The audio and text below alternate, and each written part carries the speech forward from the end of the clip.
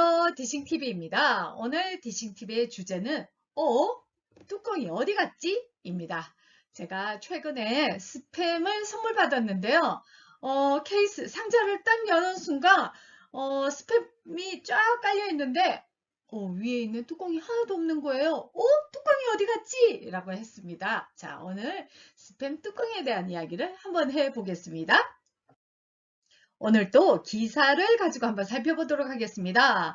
2020년 9월 7일에 나온 기사네요. 2020년 9월 7일에 뉴시스에서 나온 기사인데요.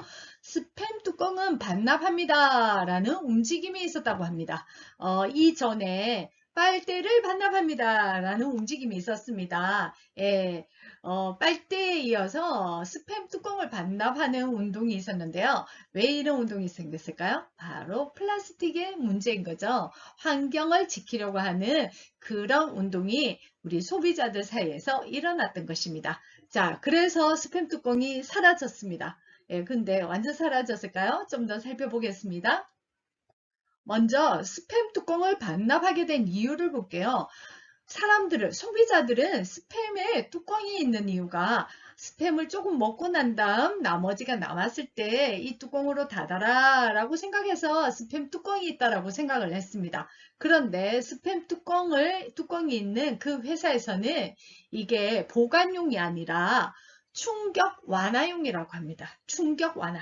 그러니까 다른 스팸들 그 철끼리 부딪히고 박스에 넣어놓으면 누군가가 밟아서 어떤 다른 그 충격으로 인해서 찌그러질 수가 있잖아요. 그래서 충격 완화를 위해서 뚜껑을 했다고 합니다.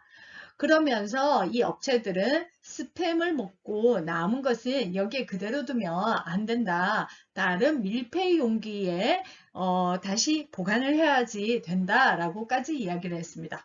그러면 스팸에 있던 그 뚜껑이 보관용이 아니라 충격 완화용이다.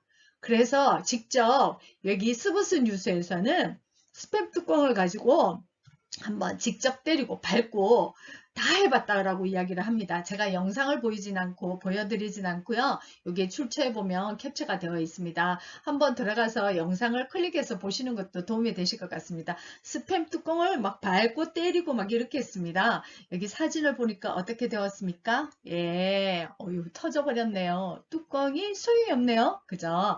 그래서 소비자들이 이럴 거면 왜 뚜껑을 하냐? 환경을 지켜야 되지 않겠느냐? 이런 이야기들이 나오기 시작한 것입니다. 소비자들이 이런 이야기가 나오자 기업들은 스팸의 뚜껑을 없애기 시작했습니다.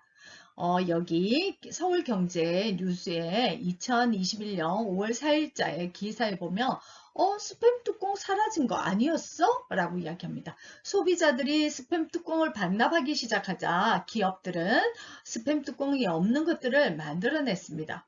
하지만 이 스팸 뚜껑을 없애는 곳에서는요, 여기 기사에 보면 뚜껑 없애도 제품이 파손되지 않는지 다양한 실험을 해야 되기 때문에 시간이 좀 더 오래 걸린다고 합니다.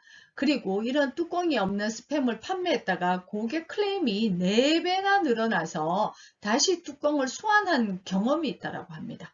그래서 스팸 뚜껑을 소비자들이 원해서 없앴다가 다시금 이렇게 생기게 되었다라고 이야기합니다. 그러면 이런 스팸 뚜껑이 없이도 여러 가지 그런 충격에 의해서도 파손이 되지 않는 그런 방법들을 좀 더 찾아봐야 되지 않을까요? 소비자들이 이런 요구가 나오기 시작한 것은 이 지구가 너무나 온난화되어 가고 있고 또 이런 팬데믹 상황이 발생을 하면서 많은 사람들이 죽어가고 고통을 받고 있다 보니 사람들은 좀 더 지구를 지킬 수 있는 방법들에 대해서 관심을 가지게 되었습니다. 그래서 예전부터 환경을 지키자는 이야기가 나오면서 2050 탄소 중립이라는 이야기가 나옵니다. 이 지구를 더 뜨겁게는 하면 안 된다라고 해서 2050년까지는 전 세계가 탄소 중립의 물품을 생산하고 소비를 하고 생활을 해야 된다라고 이야기를 했습니다. 여러분들은 2050년이면 어떤 느낌이 드십니까? 아직 좀 멀리 있는 것 같습니까? 하지만 어떤 그 나라에서는 2030년 탄소 중립 이야기까지 나오고 있습니다. 왜냐하면 팬데믹 상황으로 너무나 많은 사람들이 고통을 일으키다 보니 2050년도 너무 멀다. 2030년까지 탄소 중립을 하자라는 이야기가 있습니다. 자, 이 탄소 중립이 남의 이야기가 아닙니다. 우리 생활 속에서 탄소 중립을 할 수 있는 여러 가지 방법들을 찾아야 됩니다. 그러다 보니 소비자들이 이렇게 스팸 뚜껑 반환을 하는 그런 활동까지가 있었는데요. 이 탄소 중립이 어떤 영향을 미치냐 하면 탄소를 발생하는 그런 물건들에 대해서 어떤 물건을 만들 때 탄소를 이용해서 물건을 만들거나 그 물건 자체가 탄소를 발생하는 물건이며 세금을 더 부여를 하거나 어떤 나라에서는 그런 물건들은 절대로 받지 않겠습니다. 라고까지 이야기를 하고 있는 상황입니다. 그래서 기업들은 지금 많은 골머리를 앓고 있습니다.